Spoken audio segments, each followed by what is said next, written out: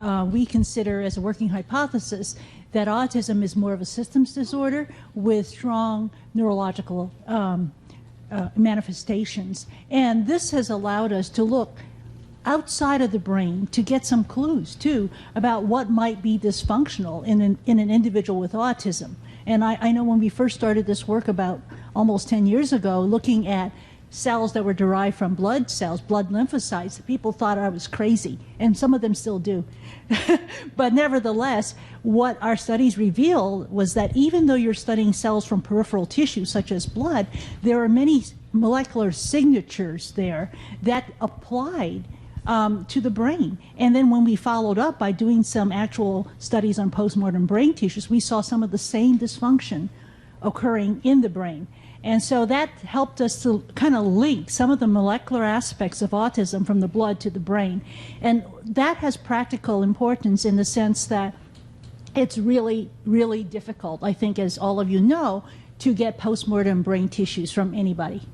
And obviously, you can't get brain tissues from living individuals either. And also, for the purpose of developing diagnostic biomarkers, you have to look at peripheral tissues. You cannot, have a child come in and say, can I have a piece of your brain tissue so I can see whether or not you've got autism? So there's many practical reasons for looking outside of the brain for signatures, molecular signatures that help you understand more of the biology of autism, as well as being useful for diagnostics.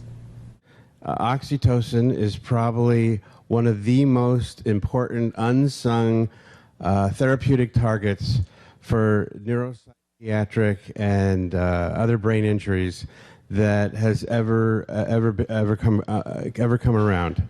It's not patentable. You have to get it from a compounding pharmacy. So there's not ever going to be a big pharmaceutical company making money on oxytocin. And I have a little 99 cents. You can download it on your Kindle. Oxytocin, the hormone of hope and healing. $2.99 if you want a hard copy. It's as cheap as things can get. I made it, that's as low as it'll go on Amazon. A little booklet on oxytocin. Doesn't have everything you ever wanted to know about oxytocin, but it's an intervention that works 99.999999% of the time on 99.9999% of the problems. And you just don't find things like that in medicine. And except for you can't give it to pregnant women and narcotic and opioid addicts, it's as harmless as anything out there. And it's, if Risperdal, risperidone is something that's crossing your option pass, boy, use oxytocin way before you would consider doing something like that. It's not a cure-all, doesn't take care of all the problems, but it definitely calms down the limbic system, and it opens up, it unblocks emotional doorways that have been inappropriately closed if you use it long enough. And I can't say enough good things about it. So if you walk away from anything from me, look up oxytocin. It is an incredible, benign intervention. But when you look at aggression in autism, and essentially aggression in anybody, you need to ask why. When does it occur? What's the situations in which it occurs? Is it 4 o'clock every day? Because then that's when mom starts making dinner and stops paying attention, and therefore it's an attention-seeking strategy. Is it when they ride the bus home from the day treatment program and they don't like that bus driver, or some other passenger has hurt them and they're scared? Why are they aggressive? So you need to first ask the why question. And that's a really important place to start, is looking at the environmental pieces and it's not about refrigerator mom, it's about what's going on dynamically for that child. Because aggression is a form of expression, but it's not necessarily expression of anger. It's expression of fear, of frustration, etc. When you look at treating aggression, then I don't leap to Risperdal or Abilify. I start with things that work on the adrenaline system. So I'll often use alpha-1 blockers. Cardura, for example, works quite well. Or Tenex, which you're all familiar with, is an alpha-2. It's sort of pushes the brakes on the adrenaline system, so it sort of lowers adrenaline. Dr. DeMio showed this great photo of a kid with autism, and his pupils were widely dilated, I mean, just adrenalized. And think about when you're in adrenaline overdrive, and you're more impulsive, and you're more rash, and you're more aggressive. The other part of aggression is to think a little bit about what we're learning about the relationship between the immune system and the mind. So there's a recent study that showed that aggressive drivers, road rage drivers, had elevated levels of C-reactive protein. C-reactive protein is it's a very rapid response piece of activation of the immune system, the bad pro-inflammatory aspects of the immune system.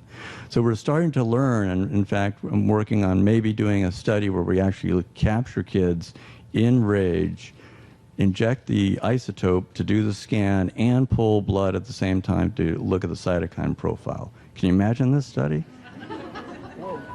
And the beauty of a SPECT scan is you can capture a kid during a rage outburst. You can capture a kid during a seizure. You can capture someone jumping out of an airplane, if you like, whatever the situation. They don't have to be in the scanner because the isotope takes the picture. And the picture stays there for 2-3 hours. And then you can get them into the scanner, and the camera just develops the film. That's the beauty of SPECT scanning. You don't get that with PET scanning. You don't get that with fMRI. It's the beauty of what's considered by many an old and experimental and useless technology when we have fMRI and all tensor diffusion imaging and other types of things to do. But old is not bad. Learn all that you can. I know that all the children who have done the best, it's mainly because most of the time their mother, occasionally their father, and in the best circumstance, both parents learned as much as they could about the causes and the treatments of autism.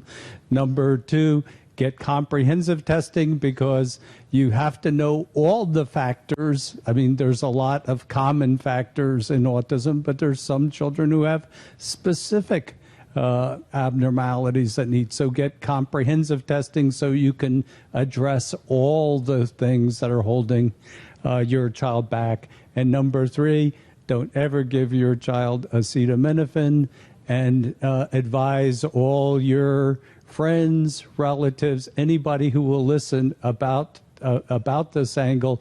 And you can, from the website, you can get a copy of the PDF and send it to as many people as you can, warning them of the dangers of the stuff that lines the shelves of the supermarkets. Well, everything's been said, so I just would reiterate, that's one thing. But sure, write that down. That was 3 things, though. So now I'm so overwhelmed, I just want to get a beagle, a bunch of sugar, and jump off of an airplane. But, and the airline I fly will allow you to take dogs. I want you to know that. I was surrounded by dogs on either side of me in the airplane.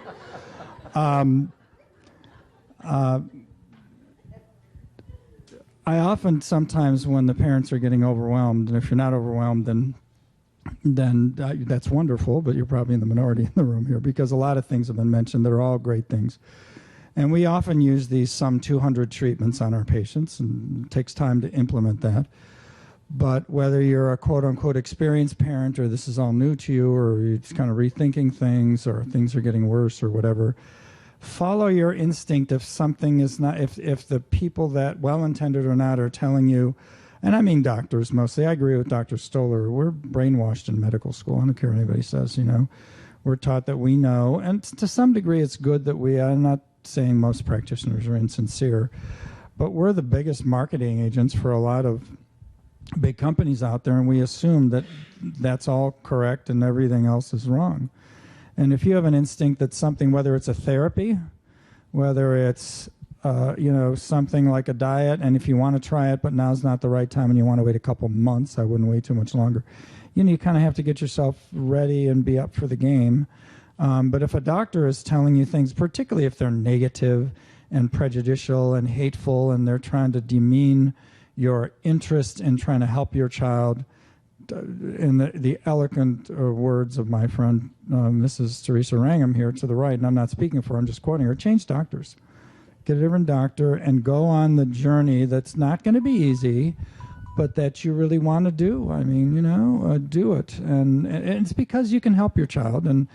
And we see, this in patients who have cancer and people who have, seizures and depression. When it's really not going right, go to somebody different. And if I'm with somebody and they're trying to come and see me, I ask them, if this doesn't work for you and you want another opinion or whatever, I'm humbled by how hard this is. But I think as you try to implement some of these things you've heard, the main action is live a clean life as much as you can. I'm not blaming people. I'm saying low toxicity foods. Man, it's hard because the kids don't want to eat the right thing. I know they don't. The adults don't want to, but it's tough. But sometimes you can sneak in some of the pea proteins and fiber and drops of lithium and things like that into the food. And oxytocin has to go in the nose or on the skin. There's no other way to do it. So these are things to do, and try, to follow your instincts and don't listen to anybody who's negative and hateful, because there are things you can do, and you can certainly make your child or yourself healthier. And then the hope is to allow their brain to heal so that it can go to a better place, so they are happy and they feel good. I mean, that's the goal, really. And hopefully there'll be some recovery with that, too.